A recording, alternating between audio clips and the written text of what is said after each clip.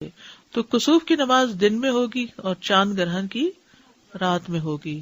اور چونکہ آپ نے اس کا حکم دیا تھا پڑھنے کے لیے، لیکن پھر بھی نفلی نماز ہے، اگر کسی مجبوری سے انسان نہ پڑھ سکے تو کوئی بات نہیں. اس کے لیے اذان نہیں ہوتی لیکن اعلان ہوتا ہے ان الصلاۃ جامعۃ.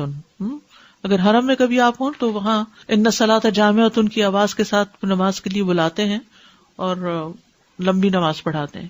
اور اس میں حضرت عائشہ کہتی ہیں کہ سورج بے نور ہوا ایک بار آپ کی زندگی میں، آپ مسجد میں تشریف لے گئے، لوگوں نے آپ کے پیچھے صفیں بنائی اور پھر آپ نے تکبیر تحریمہ کہی. مرد اور عورتیں سبھی پڑھتے ہیں. حضرت عائشہ بھی پڑھ رہی تھی، حضرت اسماء نے دیکھا اور پھر وہ بھی شروع ہو گئی. اور اس کا طریقہ تھوڑا سا مختلف ہے نماز کا. اس میں تکبیر تحریمہ کہے، پھر دعائے استفتاح پڑھے، پھر تعوذ پڑھے، اس کے بعد سورۃ الفاتحہ کے ساتھ سورت ملائے اور لمبی قرات کرے.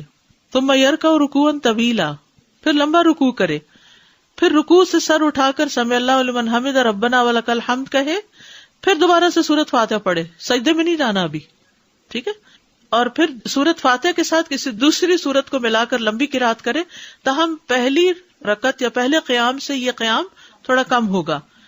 پھر دوسری مرتبہ لمبا رکوع کرے لیکن پہلے رکوع سے قدرے کم لمبا ہوگا. پھر رکوع سے سر اٹھائے، ٹھیک ہے، یعنی رکوع بھی تھوڑا لمبا لیکن پہلے رکوع سے کم. پھر رکوع سے سر اٹھائے، کافی دیر کھڑا رہے، سمع اللہ لمن حمدہ ربنا ولک الحمد پڑھے، پھر دو لمبے لمبے سجدے کرے.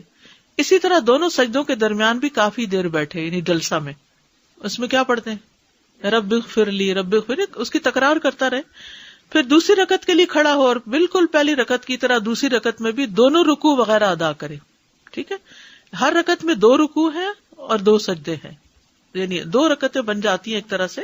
لیکن دوسری رکعت کا عمل پہلی رکعت کے اعمال سے قدرے کم ہوگا، یعنی طول اس کا. پھر اس کے بعد تشہد میں بیٹھے اور آخر میں سلام پھیر دے. 4 قیام، 4 رکوع اور 4 سجدے بھی ہیں. جہری قرات، آپ نے بلند آواز سے قرات فرمائی تھی. اس میں پرمشقت قیام تھا.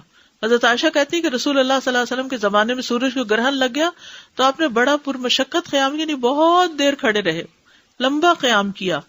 آپ کا قیام سورۃ البقرہ کی قرات کی طرح طویل تھا.